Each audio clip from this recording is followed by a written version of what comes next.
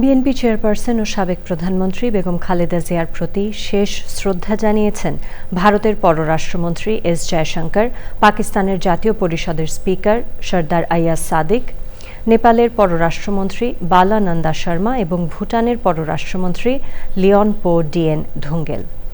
জাতীয় সংসদ ভবনে বিএনপির ভারপ্রাপ্ত চেয়ারম্যান তারেক রহমানের সাথে সাক্ষাৎ করে আপসহীন নেত্রী বেগম খালেদা জিয়ার প্রতি শোক বার্তা হস্তান্তর করেন তারা। জাকিয়া আক্তারের রিপোর্ট। বাংলাদেশের তিনবারের প্রধানমন্ত্রী বেগম খালেদা জিয়ার মৃত্যুতে শেষ শ্রদ্ধা জানাতে ঢাকায় আসেন ভারত, পাকিস্তান, নেপাল ও ভুটানের প্রতিনিধিরা।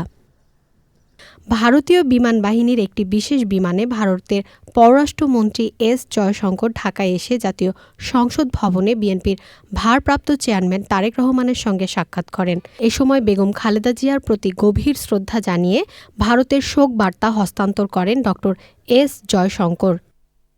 জাতীয় সংসদ ভবনে তারেক রহমানকে সহমর্মিতা জানান পাকিস্তানের জাতীয় পরিষদের স্পিকার সরদার আইয়াজ সাদিক।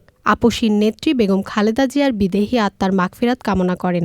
সাক্ষাৎ করেন নেপালের পররাষ্ট্রমন্ত্রী বালা নন্দা শর্মা এবং ভুটানের পররাষ্ট্রমন্ত্রী লিওনপো ডিয়েন ধুঙ্গেল। এ সময় প্রতিবেশী দেশ নেপাল ও ভুটানের শোক বার্তা তারেক রহমানের হাতে হস্তান্তর করেন।